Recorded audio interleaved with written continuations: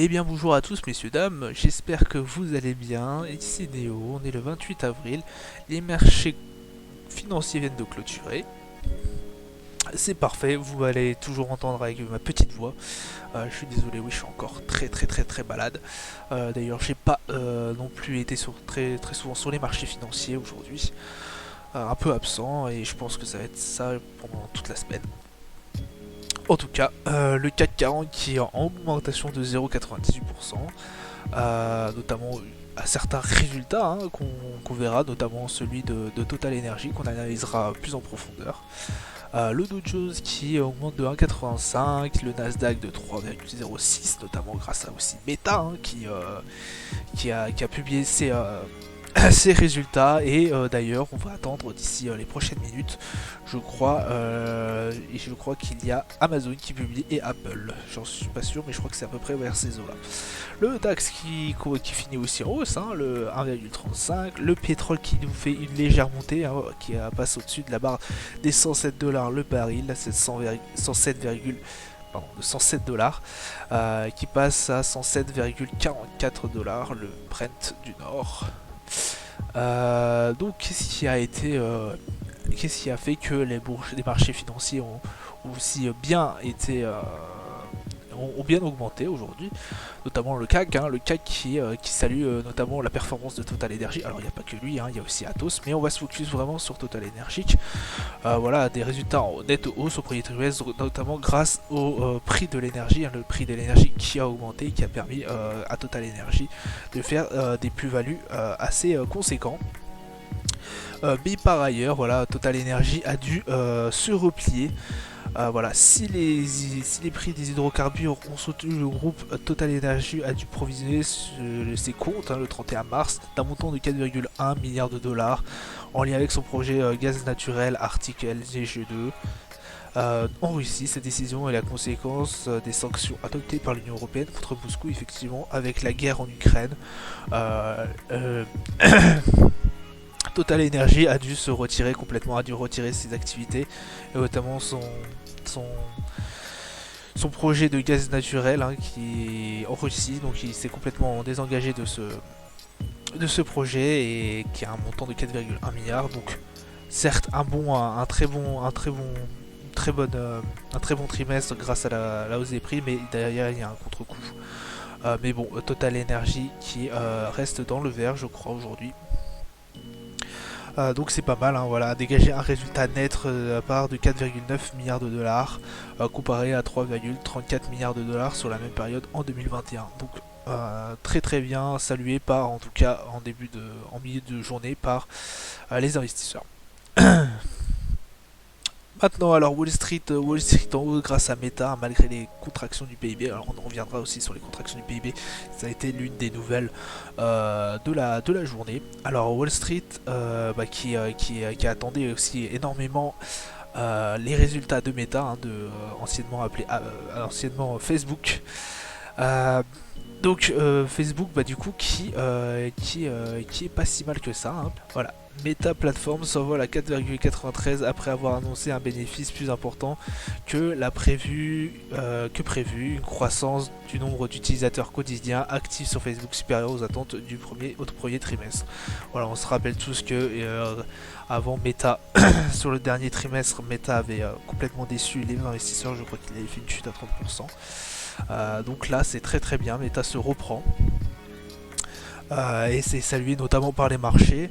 Donc voilà, très bien. Alors le PIB effectivement des États-Unis a reculé de 1,4 en rythme annualisé au premier trimestre, après une croissance de 6,9 dans les 3 derniers mois de 2021 contre 1,1 en attente attendu par le consensus.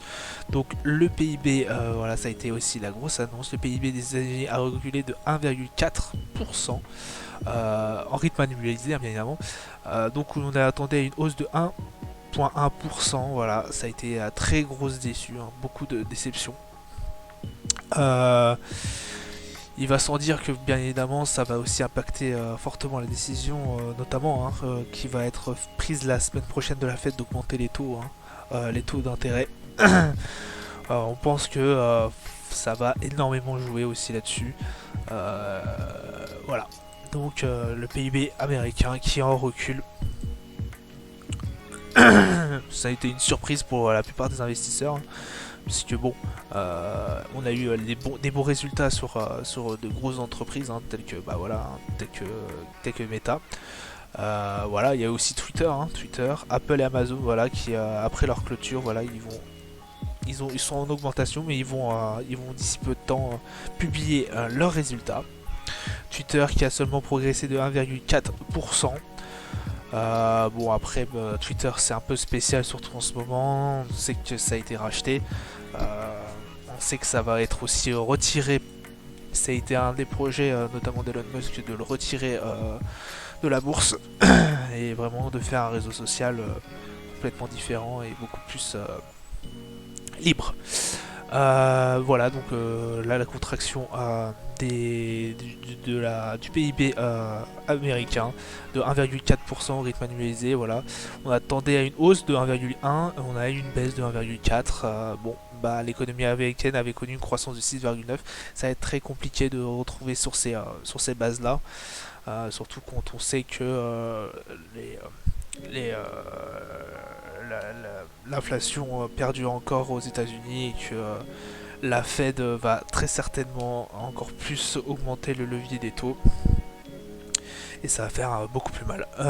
L'autre nouvelle que je voulais vous faire partager, alors c'est le Hepcoin. Le Hepcoin qui a été pour moi une grosse surprise ce mois-ci. Alors je m'y attendais un peu, je ferai sûrement un débrief là-dessus ce week-end sur le Hepcoin. Puisque ça a été vraiment une très belle surprise, en tout cas sur la crypto-monnaie.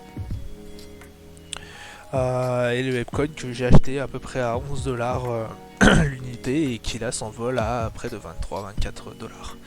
Donc très bien, c'était vraiment une annonce que je voulais vous faire, que je trouve assez sympathique le Hepcoin. En plus, c'est l'une des vraiment seules crypto-monnaies qu'on peut utiliser sur un futur métaverse, sur un futur monde métaverse pour l'instant, et il y a que je crois que cette monnaie qui serait capable à l'heure actuelle de pouvoir acheter un terrain sur le monde métaverse. Le Bitcoin qui est en augmentation de 2,43%. Le BNB bon bah de 4,26. L'algo qui aussi monte, qui grimpe un peu, Avalanche qui perd 1,79. Voilà, vous avez à peu près, je vous laisse regarder à peu près tout ce qui se passe du point de vue crypto. L'Ethereum qui prend 3% et quelques, c'est pas mal du tout. On arrive sur la barre des 3000 points, 3000 dollars pardon, assez intéressant. On fera, de toute façon, je vous ferai un débrief des cryptos si j'arrive à le faire ce week-end. Je ferai un débrief de crypto et ce sera peut-être intéressant et je vous débrieferai certains points que je voudrais voir avec vous, notamment la Centrafrique qui adopte le Bitcoin, qu'est-ce que ça pourrait engendrer, etc. On va tout de suite aller sur les marchés financiers. Alors sur les marchés financiers, voilà, on a réintégré la range des 6005 points comme j'ai pu vous le dire. Voilà, j'en étais pratiquement sûr que ça allait rentrer dans le cas, voilà, exactement. Alors excusez-moi, je viens de recevoir une annonce. Désolé, c'était un peu prévu, mais bon. Donc on arrive sur la barre des 6005 points et quelques. Le Dow Jones qui est 3003, hein, on va peut-être rejoindre la range des 3004 points. Donc voilà, hein, peut-être que ça va rentrer dans la range. Alors pour vraiment qu'on soit baissé sur ce moment-là, il faudrait qu'on casse ce levier-là. Mais bon, on voit déjà qu'il y a une grosse... un gros point bas il y a 2 jours et quelques. Donc voilà, on fait pas non plus grand-chose depuis un certain moment sur le Dow Jones.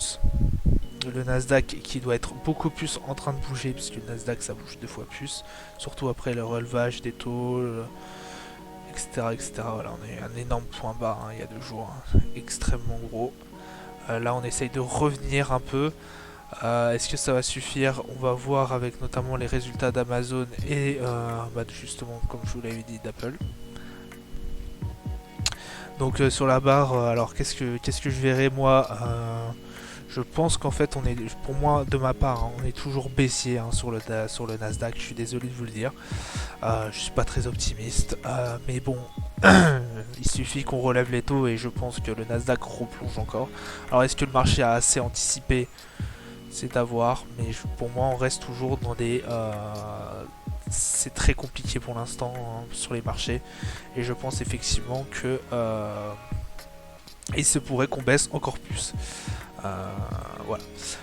Sur le gold qui remonte un peu, hein, voilà, on a pratiquement failli casser la range, on remonte, voilà, on a eu un petit baissier,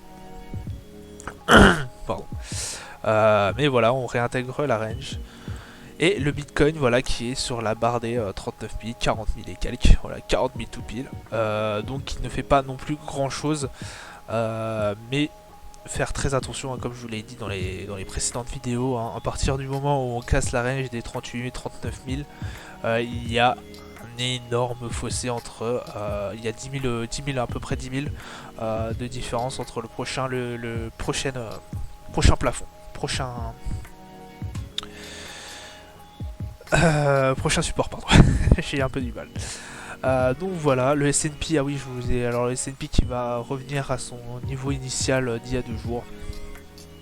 On avait bien atteint hein, l'un des points les plus bas du mois dernier, même le point le plus bas depuis le début de l'année. On est arrivé là sur le S&P, hein, ce qui était la même chose d'ailleurs sur le Nasdaq. Est-ce qu'on va pas retoucher? À mon avis, si. Je pense. Hein.